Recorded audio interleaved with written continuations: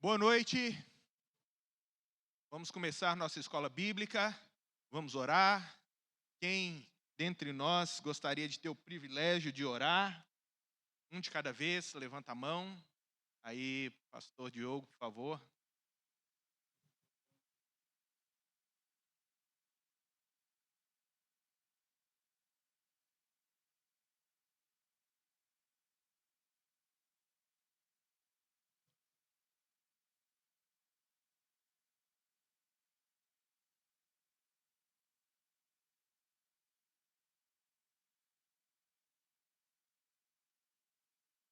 Amém.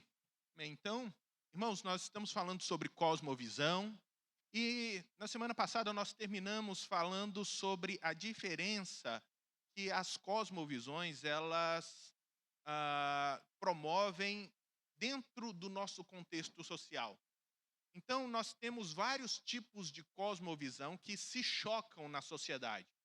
E não são apenas cosmovisões com foco religioso, mas o fato é de que existem muitas cosmovisões que nascem de uma ideia contrária à existência de Deus. Por exemplo, a cosmovisão ateísta. E nós temos no mundo um movimento secular muito forte. O secularismo, todas as vezes que você escuta a palavra secularismo ou secularização, você precisa imediatamente ligar essa palavra a um mundo, a uma construção de sociedade aonde a pessoa de Deus não é levada em consideração. A existência de Deus não é levada em consideração, ok? Então, isso tudo está se desenrolando dentro das nossas cidades e estão se chocando. Então, nós temos um mundo que também se choca com uma cosmovisão um pouco mais moderna e uma cosmovisão um pouco mais pós-moderna, um conceito de mundo mais moderno, um conceito de mundo mais pós-moderno. E eu estou voltando nisso porque justamente nessa semana nós tivemos uma polêmica muito grande que eclodiu no nosso Brasil, no mundo, que foi o movimento aí dos bebês reborn, né? E nós ouvimos falar sobre isso e alguns, né, se escandalizam com essa situação de pessoas se ligando a bonecos, como se fossem filhos e querendo tratá-los como filhos. Eu espero que isso seja estranho para todos nós, né, independente da nossa idade. Isso precisa naturalmente ser estranho para a nossa cosmovisão cristã, ok?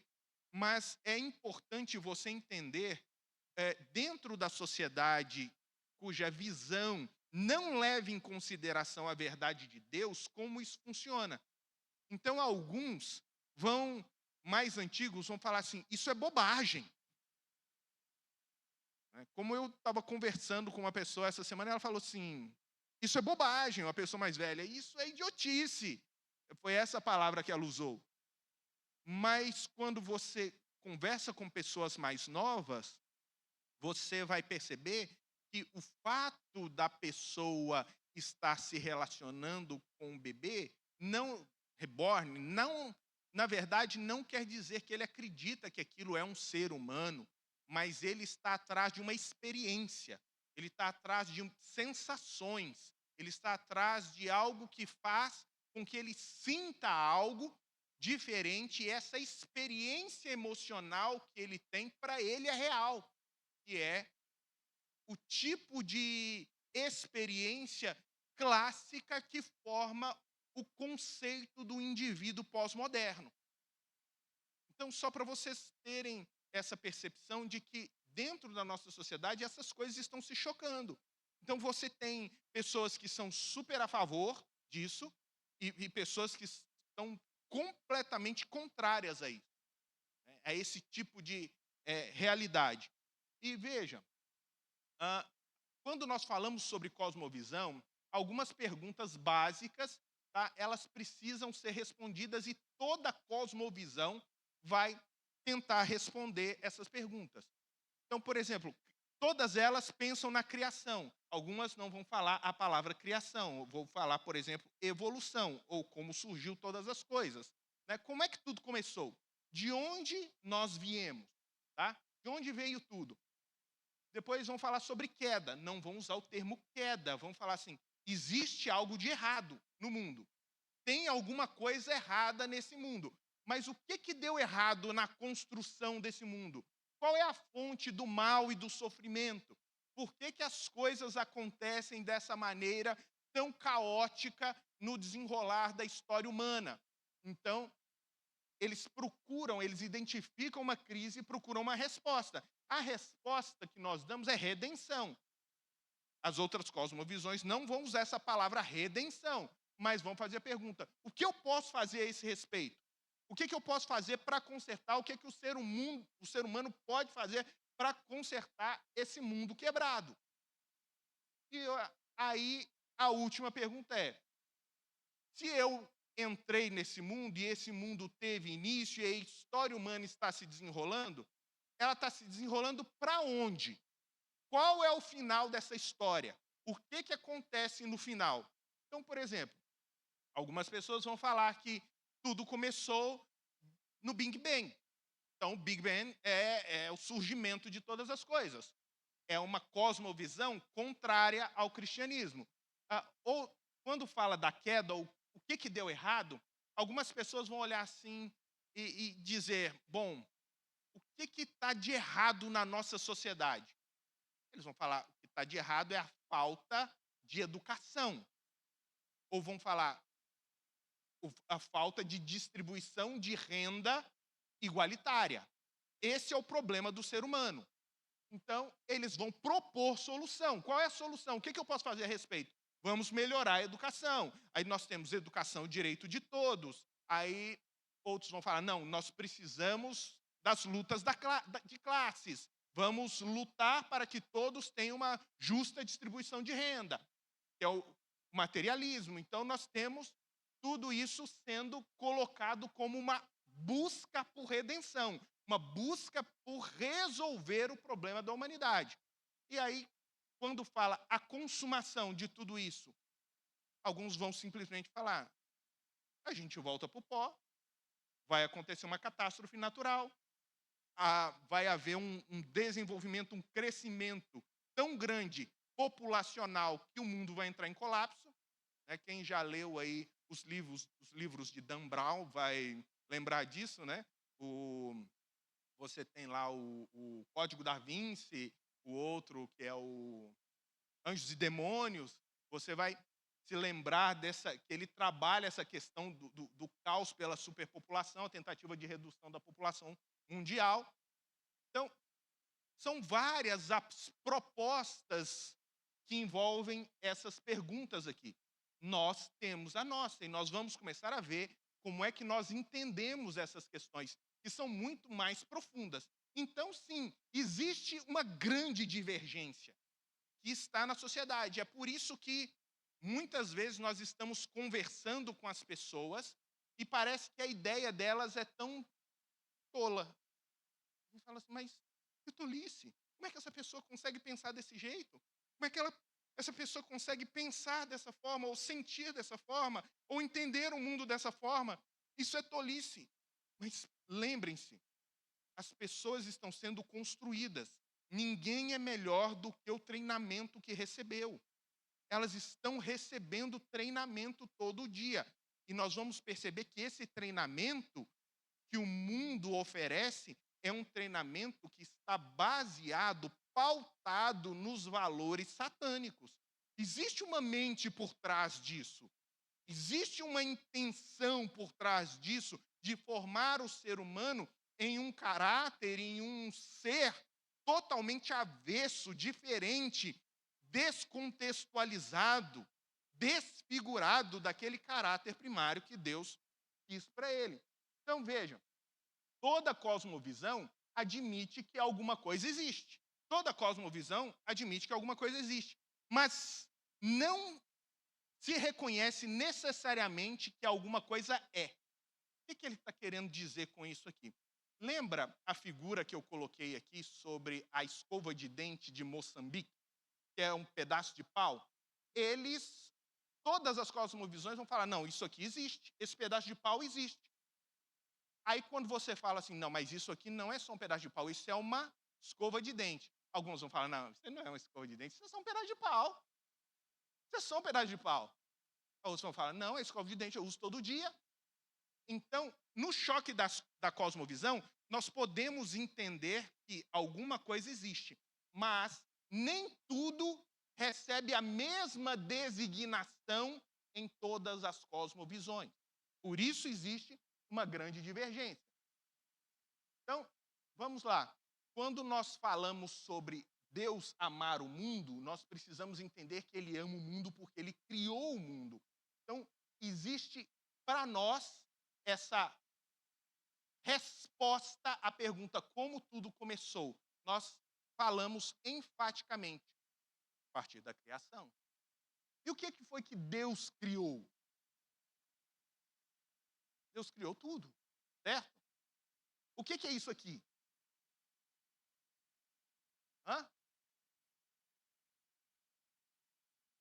É para ser o planeta Terra. Mas existem cosmovisões diferentes. Existe gente que pensa diferente. Vai olhar para isso e vai falar assim: isso é uma mentira que colocaram na sua cabeça, que o mundo é plano, a Terra é plana. Não é? Está na moda pensar isso aí. Existe gente que pensa diferente sobre isso aqui. Se está certo ou errado, essa não é a nossa discussão. Mas você já perguntou? Alguém aqui pensa, por exemplo, que isso aqui não é a Terra? É só uma bola azul? Eu acho que todo mundo, quando vê isso aqui, fala assim: não, esse é o planeta Terra. Mas você já pensou, por exemplo, quem é que escreveu Gênesis e escreveu o relato da criação? Quem? Hã? Moisés. Né? Moisés escreveu. Mas quando Moisés escreveu o relato da criação, ele tinha isso aqui em mente? Sim ou não? Se você perguntasse para Moisés: Moisés, como é que é o mundo? Como é que Moisés iria escrever para você, descrever para você a criação? Ele iria provavelmente pensar nisso aqui. Nisso aí. Isso aqui é mais ou menos a ideia daquilo que estava na mente de Moisés e aquilo que ele precisava não apenas entender, mas combater. Por quê? Porque por ele o mundo foi feito pelos deuses.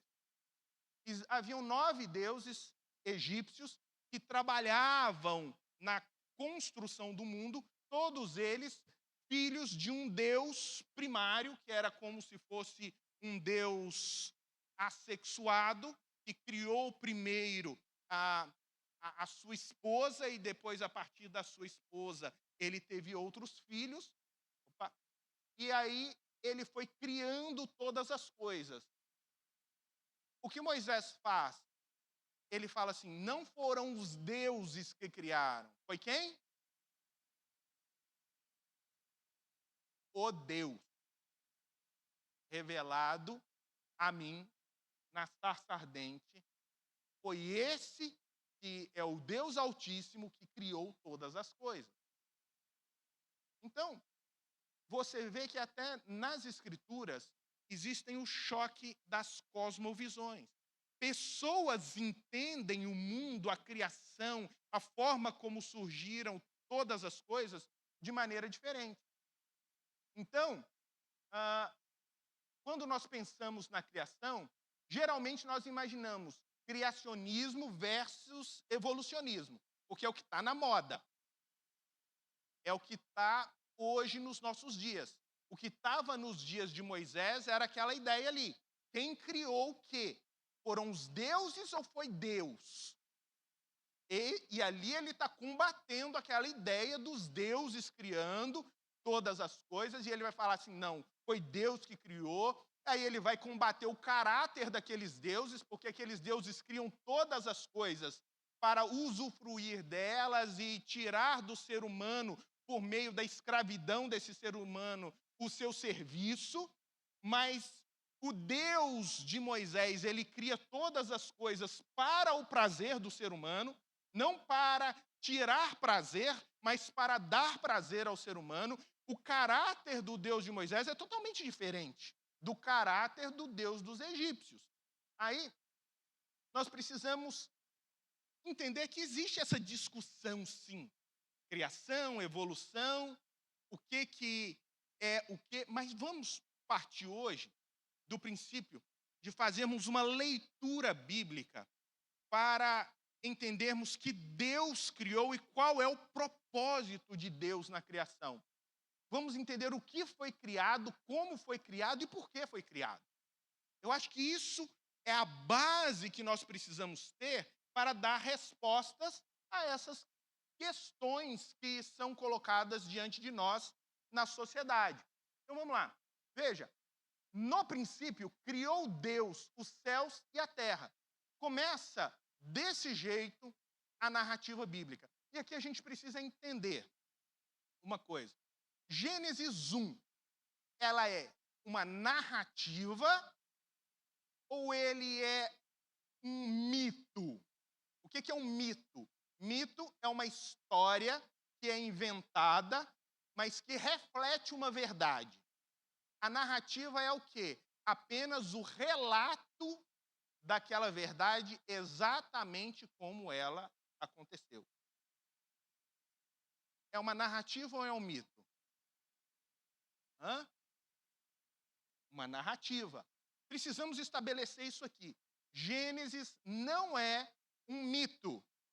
Adão e Eva não são figuras criadas por Moisés para fazer alusão a um ser humano primordial.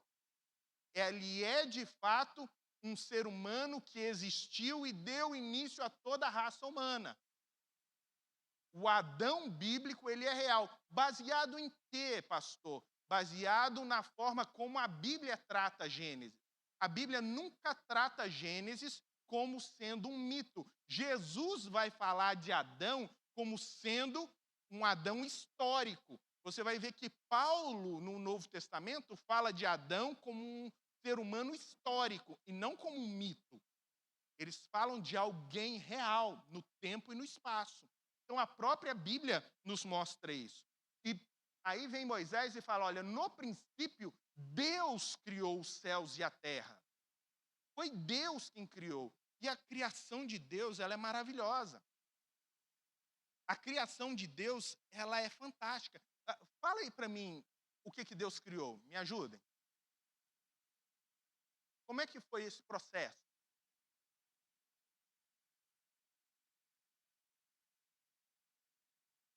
Tordilho negro apareça. E aparece um cavalo negro. Foi assim?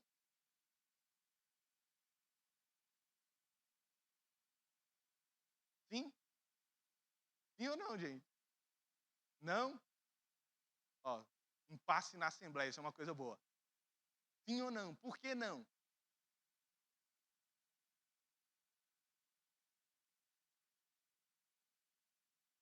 Hã? Ele cria os grandes luminares. Como é que é? Me ajudem aí, gente. O que Deus vai criando? Hã?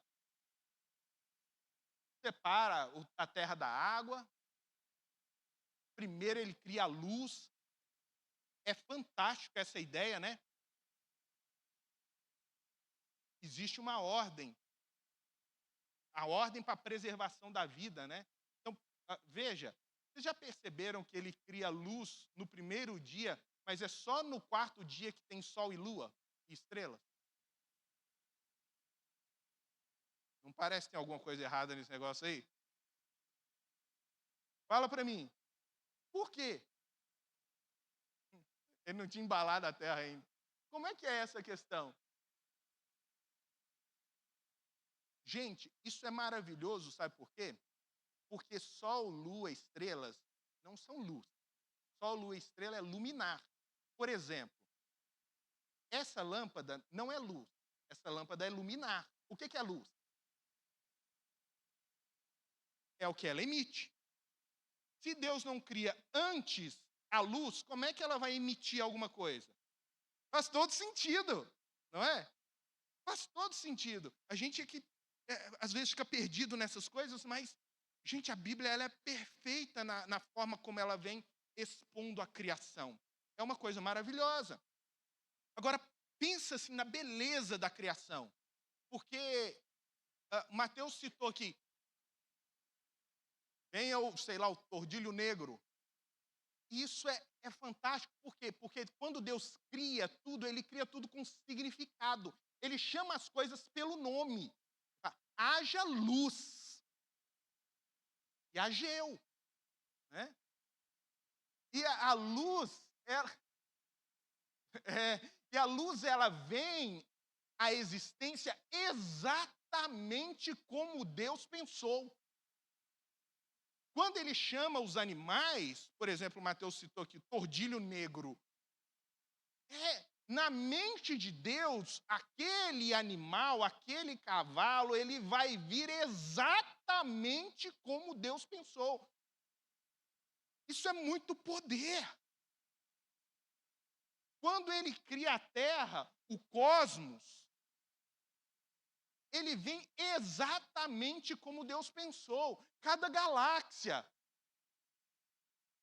cada local que nós temos de desenvolvimento da vida nessa terra.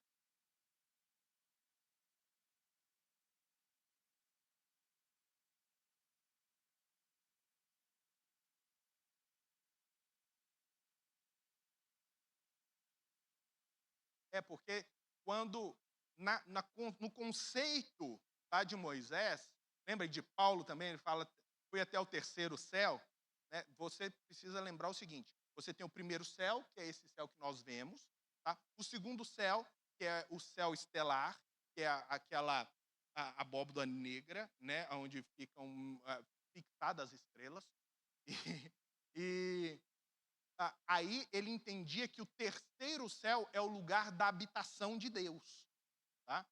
Então, por isso que Deus criou os céus. Aí ele está falando sobre toda essa realidade. A abóboda está falando sobre esse conceito das galáxias. Deus criou tudo isso. E ele chama cada coisa, irmãos. Isso quer dizer que a perfeição de Deus é maravilhosa. Ele criou a manga. E ao mesmo tempo que ele criou a manga, ele criou o limão. E ao mesmo tempo que ele criou a manga e o limão, ele criou a sua língua, que é capaz de sentir o sabor da manga e do limão, fazendo a diferença para você sentir o sabor. Que mente é essa? Hã? Como é que é? O jiló. Jiló para mineiro é bênção, né?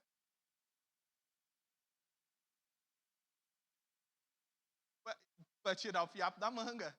Nós vamos falar sobre tecnologia daqui a pouco. Então, irmãos, quando Deus vem criando, né, todas as coisas, ele cria tudo perfeitamente. Esse mundo é um mundo maravilhoso. Então, veja, isso se chama realismo. Deus dá às coisas criadas o seu significado. Quando ele cria algo já vem com sentido. Quando ele cria as árvores frutíferas, elas vão dar fruto. E esse é o objetivo delas, dar fruto. Quando ele cria os luminares, eles já vêm com significado. É para fazer a iluminação do planeta, o aquecimento do planeta e gerar um ecossistema capaz de produzir vida e manter a vida. Então, eles vão estar na distância exata, vão fazer a iluminação e gerar calor de maneira exata para produzir vida, nem menos, nem mais, como está localizado o planeta Terra. E mais, você tem a Lua, que vai governar as marés, que vai governar as estações, fazendo com que em um determinado momento nós tenhamos o frio, mas no outro a gente tem o calor do verão para ir para a praia. E em um certo momento as folhas caem, as árvores ficam secas, mas logo depois a vida volta na primavera e a gente vê tudo florido e cada estação vem promovendo para nós a sua beleza particular. Isso é criação. Então, veja, mas no fim dessa criação ele fala: então façamos o homem a nossa imagem conforme a nossa semelhança. E esse homem já vem com significado, ele vai dominar. Ele não apenas tem a imagem e semelhança de Deus, ele é capaz de raciocinar, ele é capaz de pensar. Todo o restante da criação não tem a imagem de Deus. Nós não tratamos o restante da criação como imagem de Deus e tendo a mesma dignidade do ser humano. Porque o ser humano é feito à imagem de Deus. Mas, veja, esse ser humano pensa, ele é criativo, ele é emocional, ele tem vontade, ele tem espiritualidade. Então, esse ser humano tem a imagem e semelhança de Deus, e não é mão, pé, cabeça, forma, porque isso não é imagem e semelhança de Deus. Deus não tem isso. Mas ele vem com um propósito, dominar. Essa palavra dominar não pode ser entendida como esse ponto negativo da dominação que nós temos. A dominação, para nós, é essa imposição da nossa vontade por meio da força. Mas não é isso. Dominação aqui precisa ser entendido como um governo cuidadoso. Por exemplo, Deus domina sobre a sua igreja. E é uma dominação aonde ele tem um cuidado conosco, um zelo conosco. Nós somos chamados para ter esse zelo sobre os peixes do mar, sobre as aves do céu, sobre os animais da terra. E é por isso que o cristão, diferente das outras cosmovisões, ele precisa se entender como alguém que cuida desse mundo. Cuida dos animais, cuida das plantas, das árvores, mas de uma forma totalmente diferente dessa noção dos ecologistas modernos, que é muito mais panteísta. E o panteísmo é uma outra cosmovisão, aonde tudo ela tem a divindade dentro dela, aonde tudo está ligado. O mundo, ele é um tipo de Deus. É por isso que a gente ouve muito falar, principalmente em filmes, que a mãe natureza criou todas as coisas. Tudo surgiu por meio da força da mãe natureza. A mãe natureza é como se essa figura materna, divina, dada à criação, fosse realmente um poder de divindade que fizesse surgir a vida. Nós entendemos que devemos cuidar pelo motivo correto, porque Deus nos deu isso. Porque Deus nos deu essa responsabilidade. Então, Deus criou o homem à sua imagem, a imagem de Deus os criou. Homem e mulher os criou. É homem e mulher. Os dois são a imagem de Deus. Os dois recebem de Deus tudo aquilo que Deus pode compartilhar com o ser humano. Agora veja, ele dá uma tarefa, Gênesis 1, 28. Sejam férteis e multipliquem-se. O que significa ser fértil e multiplicar-se? Desenvolver um mundo social, formar famílias, igrejas, escolas, cidades, governos, leis. Porque todas as vezes que o povo cresce, aumenta, você precisa organizar isso. E você precisa criar formas de ensinar, ou seja, transmitir o ensino aprendido por uma geração para outra, isso é a escola.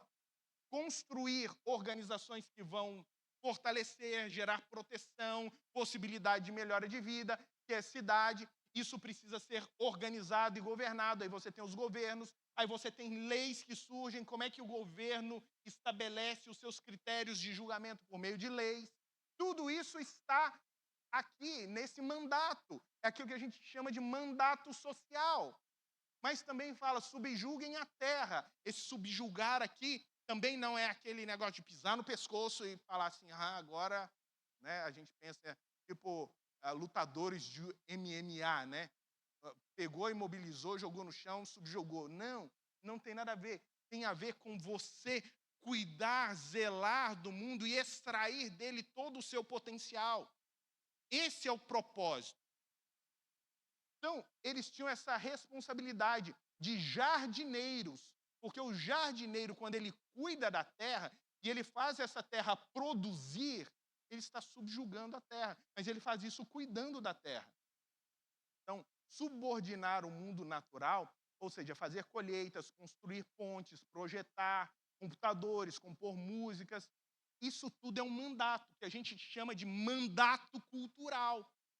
A gente está desenvolvendo cultura em tudo isso. Quando a gente cria sociedades, a gente cria o ambiente social, a gente está criando cultura, o ser humano está criando cultura. Quando você tem uma cidade, dentro daquela cidade, logo tem um povo que...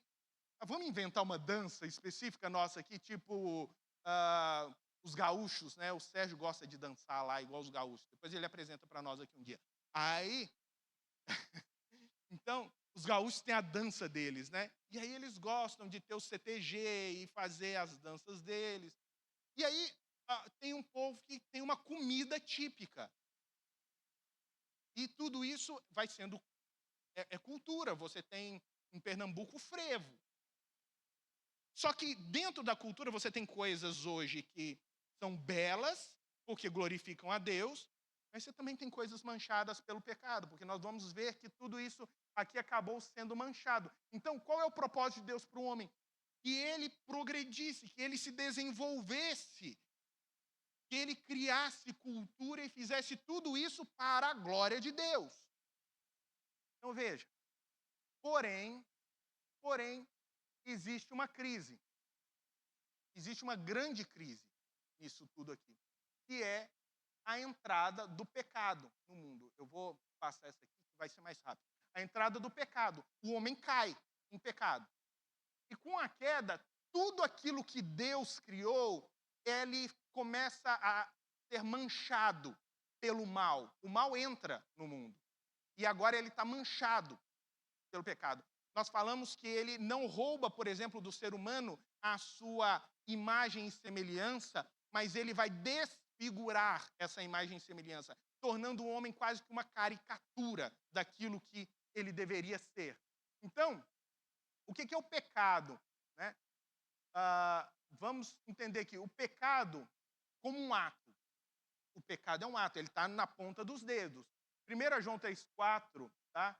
Nós temos a definição do pecado como um ato, que é transgredir ou ir contrário à lei de Deus. Então, todas as vezes que você faz alguma coisa que você vai contra a lei de Deus, é um ato seu, isso é pecado. E muitas vezes nós entendemos o pecado somente como isso. Somente como um ato nosso que está na ponta dos dedos, mas o pecado ele é muito mais interno. O pecado também é um estado, ou seja, um pouco de reflexão mostrará que os nossos atos não são expressões dos nossos seres, eles são expressões, tem que tirar isso não, eles são expressões dos nossos seres interiores. A pecaminosidade íntima, então, deve preceder os atos manifestos pelo pecado. Ou seja, você só faz alguma coisa errada porque antes de você fazer, você quis aquilo. Então, antes desse pecado se tornar uma prática visível, ele já estava dentro de você como um desejo latente e controverso à vontade de Deus.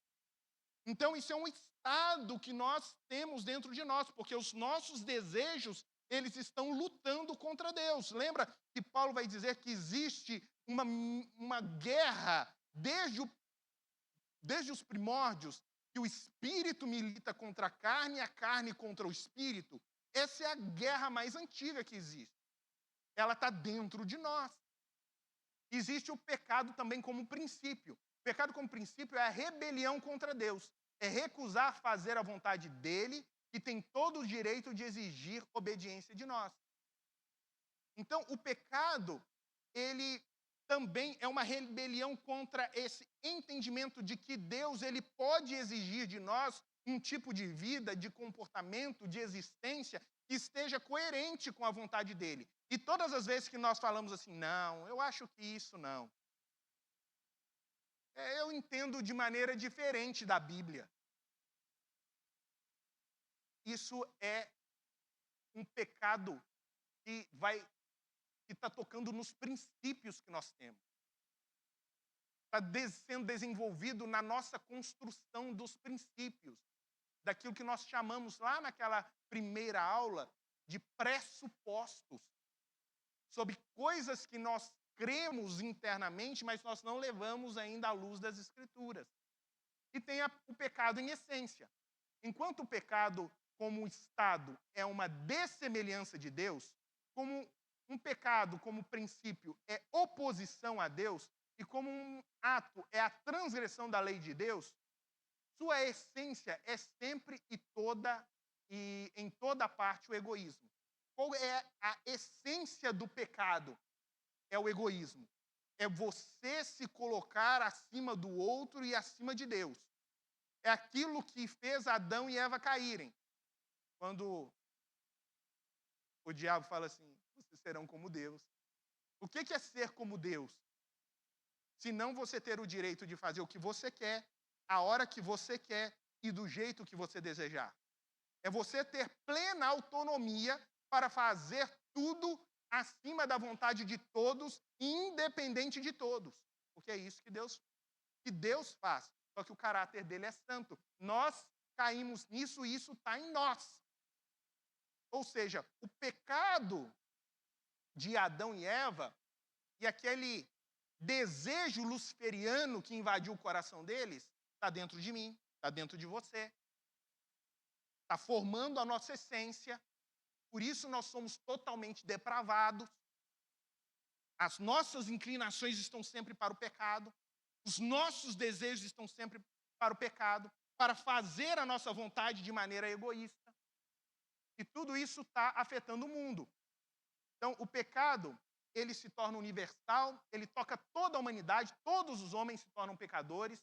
A extensão do pecado, tá, no ser humano, ela é total, ou seja, todo ser humano, internamente, externamente, a sua vida completa foi tocada e manchada pelo pecado.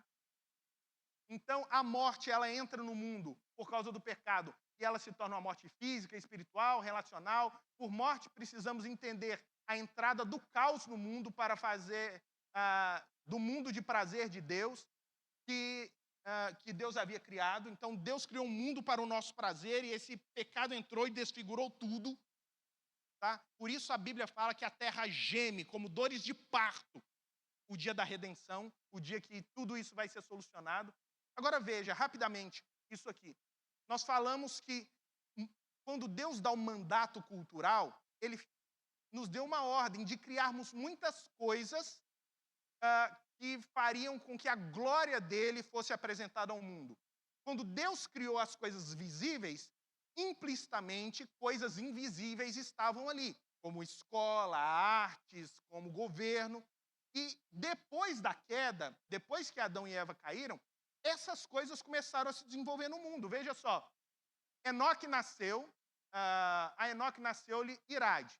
Irade gerou Meujael a Matusael, Matusael a Lameque. Esses aqui são os filhos de Caim, tá? Caim que matou Abel. Lameque tomou 2 mulheres. Problema. O que nós temos aqui? Qual foi a primeira instituição que Deus criou? Família. Um homem e uma mulher. Nós vemos a perversão da família, que ele pega 2 mulheres para si. Começa a bigamia e não mais a monogamia. Uma chamava-se Ada e a outra Zilá. Ada deu à luz a Jabal, que foi o pai daqueles que moram em tendas e criam rebanhos. Você tem o surgimento, o que aqui? Agronegócio. Agronegócio, olha aqui. Você tem gente criando rebanhos agora. Os rebanhos antes, eles estavam soltos. Agora eles criam rebanhos para produzir. E aqui, tudo isso está debaixo de uma orientação pecaminosa. Os propósitos são pecaminosos. O nome do irmão dele era Jubal, que foi o pai de todos os que tocam harpa e flauta. O que você tem a criação do que aqui? arte. Olha a arte surgindo aí. Olha a classe artística aqui.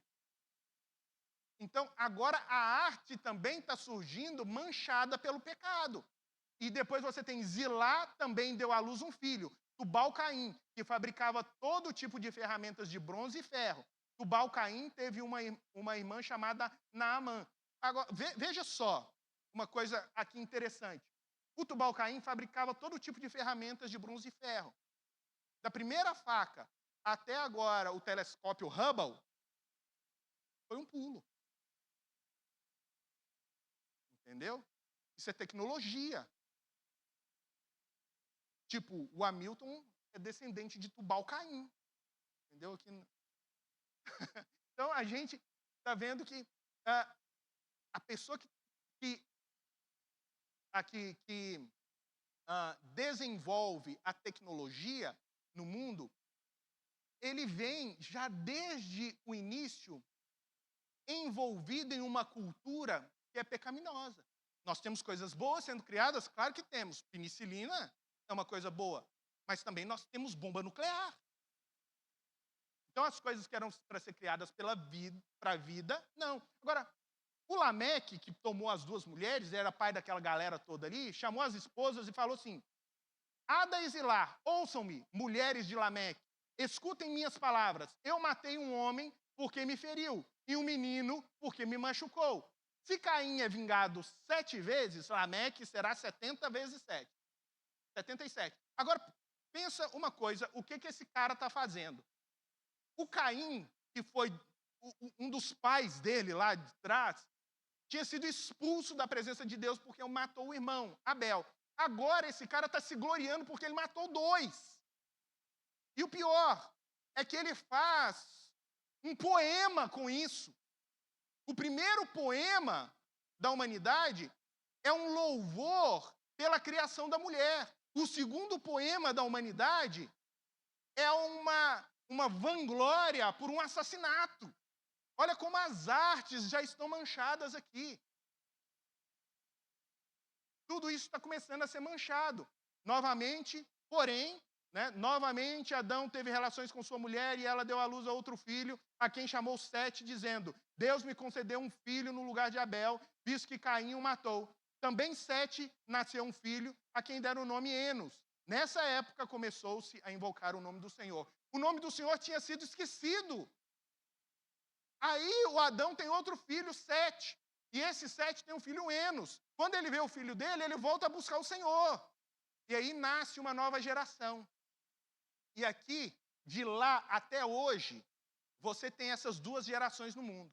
A geração que Deus chama por misericórdia e graça, e a geração da serpente, que continua sempre manchando o mundo com a maldade. Essa é a grande realidade. O desenvolvimento disso vai desembocar em Gênesis 6, com a destruição do mundo pelo dilúvio. Aí ele acaba com toda aquela humanidade, porém ele salva um homem e a sua família. Quem? Noé. E Noé era descendente de quem? De Sete. Por quê? Porque a descendência de Sete achou misericórdia diante do Senhor. Essa geração é a geração que encontra misericórdia. Essa geração vai percorrer a história humana e chegar até nós essa noite. Aqueles que encontraram misericórdia. Amém? Amém. Nós continuamos semana que vem. Vamos orar? Pode ficar de pé? Senhor, nós louvamos o teu nome, nós adoramos ao Senhor pela tua bondade, pela tua fidelidade. Obrigado, Senhor, pela criação maravilhosa que o Senhor fez de tudo e nos deu, ó Deus, tantas coisas boas para louvarmos, bendizermos ao Senhor e termos prazer no Senhor. Deus, nessa noite fala conosco, usa, meu Deus, os irmãos do louvor, usa a tua mensagem para nos alegrar, para que nós possamos, ó Deus, sair daqui fiéis e alegres no Senhor, em nome de Jesus. Amém. Amém. Voltamos já já, irmãos.